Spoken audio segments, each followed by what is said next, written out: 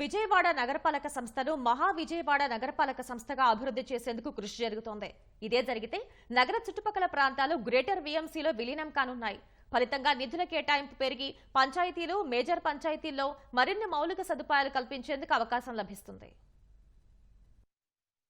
రాష్ట్రంలో రెండో పెద్ద నగరంగా ఉన్న విజయవాడను గ్రేటర్ మున్సిపల్ కార్పొరేషన్ చేసేందుకు వడివడిగా అడుగులు ముందుకు పడుతున్నాయి. ఇటీవల జరిగిన ఎన్టీఆర్ జిల్లా సమీక్షా సమావేశంలోనూ ఈ అంశంపై విస్తృతంగా చర్చ జరిగింది. కొంతమంది సభ్యులు అడిగిన ప్రశ్నలకు సమాధానంగా కమిషనర్ ధ్యానచంద్ర ఈ అంశాన్ని ప్రస్తావించారు. వాస్తవంగా చుట్టుపక్కలున్న గ్రామాలు, మేజర్ పంచాయతీలు వీఎంసీలో భాగం కాకపోవడంతో కొన్ని సమస్యలు ఎదురవుతున్నాయి. జక్కంపూడి కాలనీ, గొల్లపూడి, కానూరులో త్రాగునీరు, రోడ్లు, డ్రైనేజీల సమస్య అధికంగా ఉంది. ఈ సమస్యలన్నీ తొలగి అభివృద్ధి చెందాలంటే విజయవాడ మహానగరపాలక సంస్థగా మారాల్సిన అవసరం ఎంతైనా ఉందన్న అభిప్రాయాలు వినిపిస్తున్నాయి. విజయవాడను గ్రేటర్ గా మార్చేందుకు తన వంతు కృషి చేస్తానని విజయవాడ ఎంపీ కేశినేని శివనాథ్ తెలిపారు. నిజంగా చూస్తే ఇవాళ విజయవాడ నగరం చాలా విస్తృతంగా పెరిగిపోయింది. చూస్తుంటే చాలా చోట్ల గ్రామాల్లో వసతులు ఇవ్వలేకపోతున్నాం. ఇవాళ కేంద్ర ప్రభుత్వం ఎన్నో పథకాలు ప్రవేశపెట్టింది. ఆ పథకాలు విజయవాడ సమీప ప్రాంతంలో ఉన్న గ్రామాలకు కూడా అందాలి. కాబట్టి మేము అందరం కూడా గ్రేటర్ విజయవాడ చేయాలి. ఎందుకంటే తప్పకుండా చుట్టుపక్కల ఉన్న గ్రామాలన్నీ కూడా ఇక్కడ కలిస్తే వాళ్ళకు కూడా సదుపాయాలు పెరుగుతాయి. ఇటువంటి ఇబ్బందులు పడే ప్రాంతాలన్నింటినీ కూడా విజయవాడలో కలపాలని మేము ఒక ప్రతిపాదన పెట్టాం. అది ముఖ్యమంత్రి గారు తీసుకోవాల్సిన డెసిషన్.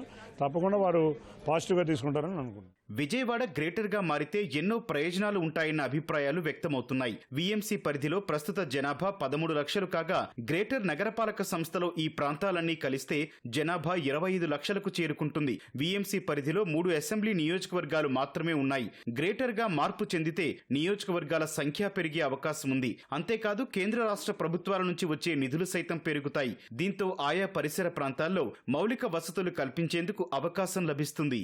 గ్రేటర్ విజయవాడ గనక విజయవాడని చేస్తే విజయవాడ విస్తీర్ణము ఇవాళ ఉన్నటువంటి దానికన్నా కూడా రెండింతలు పెరిగేటటువంటి పరిస్థితి వస్తుంది.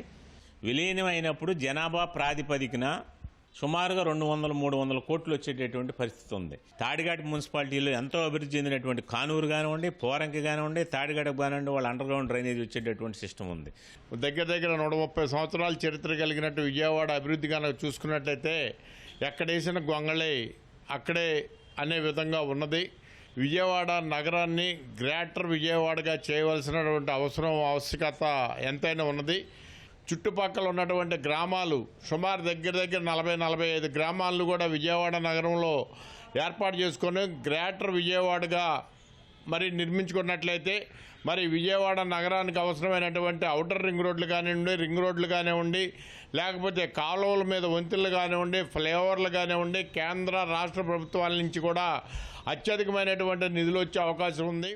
విజయవాడ నగరం రాజధాని అమరావతికి కూతవేటు దూరంలో ఉంది. భవిష్యత్తులో విజయవాడ, అమరావతి జంట నగరాలుగా అభివృద్ధి చెందే వెసులుబాటు ఉంది. విజయవాడ నగరం గ్రేటర్ అయితే చుట్టుపక్కల ప్రాంతాల్లోనూ భూముల రేట్లు పెరిగి స్థిరాస్తి వ్యాపారం పుంజుకుంటుంది. దీంతో నగరం మరింత విస్తరించి ప్రగతి పరుగులు పెడుతుందని స్థానికులు ఆశాభావం వ్యక్తం చేస్తున్నారు. విజయవాడ నగరపాలక సంస్థ గ్రేటర్ విజయవాడ చేస్తారని ఒక ఆలోచన ముందుకొచ్చిందని అందరూ చెప్పుకుంటున్నారు. ఆలోచనకు మాకు చాలా సంతోషంగా ఉంది. చుట్టుపక్కల ఏదైతే దూర ప్రాంతం నుంచి ఒక మెట్రో రైల్ ఇలాంటివి కూడా వస్తాయి. గ్రేటర్ విజయవాడ వస్తే మెట్రో రైల్ ఇలాంటివి అన్నీ కూడా వస్తాయి. కాబట్టి నగర శివారు ప్రాంతంలో ఎవరన్నా కూడా వాళ్ళు ఎక్కడైనా ఉద్యోగం చేసుకోవడానికి వెళ్ళడానికి ట్రాన్స్పోర్టేషన్ ఫెసిలిటీస్ కూడా బాగుంటుంది. తొందరలో విజయవాడని గ్రేటర్ విజయవాడ చేయాలని మేమందరం కోరుకుంటున్నాం. విజయవాడ నగరపాలక సంస్థను గ్రేటర్ గా మార్చిన తర్వాతే కార్పొరేషన్ కు ఎన్నికలు జరుగుతాయన్న ఊహాగానాలు వినిపిస్తున్నాయి. విజయవాడను గ్రేటర్ మున్సిపల్ కార్పొరేషన్ గా అభివృద్ధి చేయాలని గతంలో ప్రణాళికలు రచించినా ఆచరణకు నోచుకోలేదు. ఈసారైనా ఖచ్చితంగా జరుగుతుందని స్థానికులు నమ్ముతున్నారు. ఆ దిశగా కూటమి సర్కారు చర్యలు తీసుకోవాలని కోరుతున్నారు.